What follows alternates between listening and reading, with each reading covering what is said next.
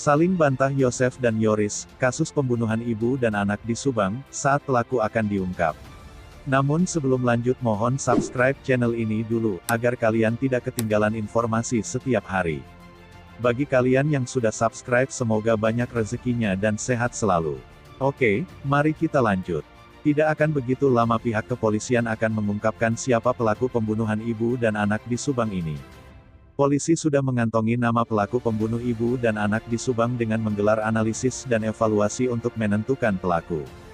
Dalam menangani kasus ini polisi melakukan pemeriksaan kepada sejumlah saksi kunci. Baru-baru ini yang menjadi sorotan tertuju kepada keluarga dan saudara korban antara ayah dan anak yaitu Yosef dan Yoris. Inti permasalahan sekitar TKP pembunuhan ibu dan anak di Subang ini. Hal inilah yang membuat hubungan antara ayah yakni Yosef dengan anaknya Yoris makin memanas.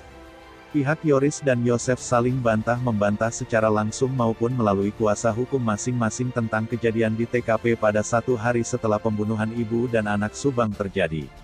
Dalam minggu ini yang diperdebatkan kedua pihak adalah tentang pengakuan Yoris mengenai sejumlah barang yang diambil Yosef di TKP pembangunan ibu dan anak di Subang. Inilah bantahan terbaru dari pihak Yosef kepada pihak Yoris mengenai sejumlah barang yang diambil Yosef di TKP. Berdasarkan keterangan dari kuasa hukum Yoris, tak berselang lama, Yosef dan Mulyana keluar dari pintu belakang. Dan petugas juga keluar dari pintu depan. Petugas membawa kucing, kandang beserta makanan kucing lalu diserahkan ke sopir Mulyana. Barang yang diambil tak hanya kucing. Menurut keterangan pihak Yoris, ternyata Yosef juga mengambil pool golf. Saat itu pool golf diserahkan oleh Yoris. Dan dimasukkan ke tas Yoris. Sehari setelah kuasa hukum Yoris menuduh Yosef masuk ke TKP kasus pembunuh ibu dan anak di Subang secara diam-diam dan mengambil pool golf pada tanggal 19 Agustus tahun 2021, giliran kuasa hukum Yosef yang mengklarifikasi atas tuduhan tersebut.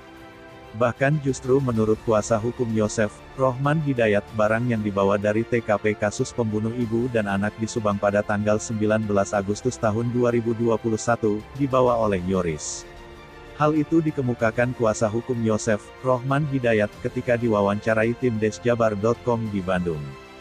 Kuasa hukum Yosef, Rohman kembali memaparkan kronologinya bahwa polisi mengundang Yosef dan Yoris ke TKP kasus pembunuh ibu dan anak di Subang, dikarenakan mobil Yaris milik almarhum Amel tidak terkunci, dan ada kucing milik almarhum Amel di dalam TKP.